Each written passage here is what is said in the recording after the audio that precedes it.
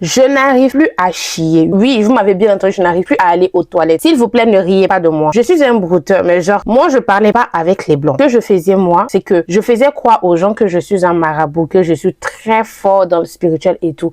Et que si vous m'envoyez 1 franc, je le transformais en 10 000 francs. Donc, c'était ça mon métier. Il faut savoir que moi, je faisais des posts un peu partout sur les réseaux sociaux, que ce soit WhatsApp, TikTok, Facebook, Instagram, tout ce que vous voulez. Je fais des posts. Je dis aux gens que s'ils m'envoient leur argent, je multiplie par 10 dans les minutes qui suivent pour leur donner. Donc, pour être plus clair, tu m'envoies 10K, je suis censé te renvoyer 100K. Et si tu m'envoies 100K, je te renvoie 1 million. Et ainsi de suite, quoi. L'autre jour, j'étais assis là, tranquille, et il y a un numéro plus 229 qui m'a contacté sur WhatsApp. La personne expliquait dans son message qu'il était intéressé par la multiplication d'argent. Dans son message aussi, il posait bien la question pour être sûr que ce n'était pas une arnaque. Lorsque j'ai reçu ce message, c'était un poisson qui venait de mordre à la maison. Il était impossible pour moi de perdre ce marché-là. C'était impossible. Donc, j'ai commencé d'abord par rassurer le monsieur en lui disant que j'étais un grand marabout. C'était ça mon travail. Tout ce que je faisais, c'était de multiplier l'argent des gens. En fait, que j'avais un don spirituel qui était censé multiplier l'argent des gens pour les enrichir et que moi, j'avais interdiction d'utiliser ce don-là pour moi-même. Donc, lorsqu'il a reçu mon message, il m'a répondu quelques minutes après. J'ai compris par son message qu'il était rassuré parce que dans son message, il me disait qu'il allait m'envoyer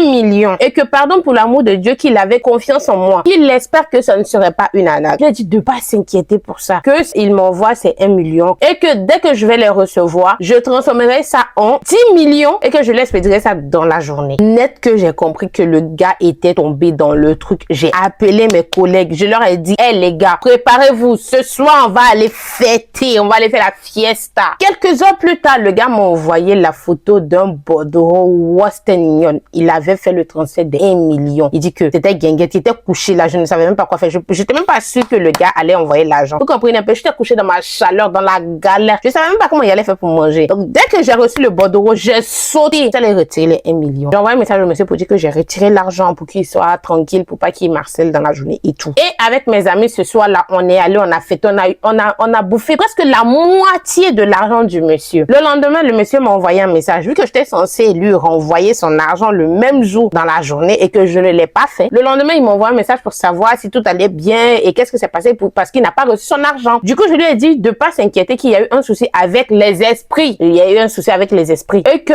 je suis en train de gérer ça et que ça va bien se passer, que faudrait pas qu'il s'inquiète. Le gars m'a encore demandé si ça va, c'est qu'il peut m'envoyer 1 autre million pour que je transforme ça. En gros, il va m'envoyer 1 million encore et que moi, je vais lui devoir 20 millions. J'ai dit au gars, il dit, ok, envoie-le, envoie-moi ça. Et dans la minute qui a encore suivi, le gars m'a encore envoyé un autre bordereau. Il y avait encore marqué dessus 1 million. On me suis posé la question, je dis, ah, le gars là, il ramasse l'argent bien, c'est comment? Il s'est allé retirer l'argent là. On est allé chauffer encore. Le soir, il m'a envoyé un message pour me demander, ah, c'est comment, vu que je lui avais dit que je lui revenais et que j'allais régler les problèmes avec le génie et tout, et que c'est comment, pourquoi je lui ai pas fait un retour, qu'est-ce qui s'est passé et tout. Je lui ai envoyé un message pour l'insulter. Il a dit qu'il était bête comme son pays. Et je dis, comment tu peux envoyer de l'argent comme ça, quelqu'un que tu connais pas? Je dis que j'ai descendu le gars là comme si c'était mon enfant. Il avait déjà reçu son argent. Le gars m'a dit, ok, il n'y a pas de problème. Et il a aussi dit, mais tu vas voir. Et il n'a pas menti. Actuellement où je suis là, je suis en train de voir. Depuis plus de 2 semaines, j'ai envie de chier. J'ai envie d'aller aux toilettes. Et je sens que ça veut venir, mais ça ne sort pas. J'ai l'impression que mon derrière est fermé et qu'il n'y a rien qui peut sortir par là. Inquiétée, je suis allée à l'hôpital pour savoir s'il y a un problème et tout. Ils m'ont dit qu'il n'y avait aucun problème, que je me sentais super bien, qu'il n'y a aucun problème. Maintenant que je suis dans le problème, les médecins qui sont censés m'aider pour me soigner disent qu'ils ne voient aucun problème. Moi, je ne sais plus quoi faire, mais je sais la personne qui m'a lancé ce sort. Donc, je reviens vers le gars, je m'excuse auprès de lui, je lui demande pardon que je suis un enfant, je connais rien et j'ai mélangé beaucoup de trucs pour lui dire pour que, genre, il ressente un peu le mal et la pitié pour moi. Je sais pas si vous comprenez un peu. Et le monsieur m'a dit, lui, il peut rien faire pour moi, que pour pouvoir régler mon problème là, il faudrait que j'aille avec un fou et qu'il me prenne pas derrière. Honnêtement, depuis que j'ai reçu son message, je réfléchis à comment faire ça. Je sais pas comment faire ça. En fait, j'ai l'habitude d'avoir beaucoup d'idées, mais là, je suis à court,